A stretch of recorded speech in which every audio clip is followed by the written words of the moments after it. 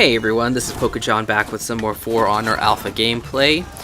Today we have Overwatch map, which is the Samurai map. Again, I'm playing Kenshi against bots. This was the second overall match I played, so if you watched my first video on Citadel Gate, this is basically just the next map right after that. In fact, I think some of the teammates are still the same. So right here, just run forward, immediately start fighting with this Berserker. Locking on, get the guard break, get a lot of right strikes. I find right strikes are actually very effective, especially against human players, because they're guarding to their right, so it's actually coming in from the left. It seems to just work really well a lot of the time. And as you see, I did get the better advantage of him, so he ran, which quite honestly, as long as you're not an agile class, running is usually okay, or I guess I should say, as long as you're not fighting an agile class like Orochi, which definitely be able to chase you down and kill you from behind. Running away to try to get some health up is definitely good. He comes over here to try to help out his buddy. Instead, I was able to get the kill from behind. Now all of a sudden it's a 3-on-1. We're able to get this kill and then cap this spot off. And I was low on health, so I'm able to just heal right up. In fact, I think for a second I saw a fourth person, so our whole team might just be here right now. But considering we have all 3 points, that's really good, even though one we just lost at there. Now at the top of the screen on the right, you can see which points you're holding, which ones you own. If they're blinking, then that means they're either being contested or being taken over. If it's blinking white, it means contested. If it's blinking your opponent's color, it means it's getting taken over without any contesting going on. Alright, well, here I got a 2-on-1 against me, so I decide to run. They're trying to take the point, makes sense. Let me get off so they can get the point, get those points to start getting to the end game. I try to defend myself or try to hold off as best I can. I do have to play smart here because it is 2-on-1. Currently not playing very smart, and here is a Crusader. Crusaders, they're kind of tricky to learn to use, but I definitely have trouble against them. So if you learn how to play a good Crusader, they're actually pretty decent. And then me just swinging wildly while this is staying calm and defending against me. Eventually I run out of stamina on my own, which is just me having poor play. And then the Crusader just kind of leaves me alone. Now, in reality, I wouldn't expect a human player to leave me alone with have that low health, but it is bots again. I definitely noticed between the matches against bots and humans, bots are a lot easier. They're a great place to start. In fact, I think it might be worthwhile adding an additional difficulty for bots, but at the same time, at that point, if you're finding yourself able to just easily dispatch bots over and over and over again, you really should be going against people, because there's nothing like playing against another human opponent who's able to actually see, oh, you know what, I saw that person 5 minutes ago. He really came after me with those overheads, so I'm going to watch that out this time.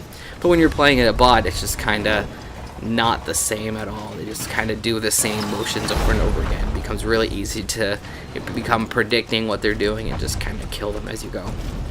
So, I killed that guy. I have this spot. I'm coming over here now, just making sure I still own it. Still looks good. I could take this ladder down. And we own all 3, so in reality, I could stay up there. But at the same time, it's still a game. You still want to go find people to kill. Defending is okay, but at this point early in the game, I just really like to get hands-on and learn the system more. I haven't really gotten all the mechanics down while I was playing this match. I'm really just kind of learning as I go. So, see, as you saw a couple times in a row now, I was able to get the kill with the overhead. And that time, I guard broke, then he broke right after me, and it's kind of even. Don't ever be afraid to just take a step back away from them, gain your bearings. And there I missed the execution. And it's important that you don't miss executions, because if you're all alone and you can get an execution, it gives you a free chunk of health, and it also makes it impossible for a teammate to revive you. So there's no reason to not execute if you can. The only time where you wouldn't want to execute is if you're facing a couple people all nearby. You might be in the execute animation, then you can get hit out of it. So not only do you not get credit for the execute, you just take damage that you shouldn't have had to. Now if you saw right there, that orange player, or that orange bot, slid down the ladder. And by sliding down the ladder, you can actually do damage to anyone trying to climb up the ladder.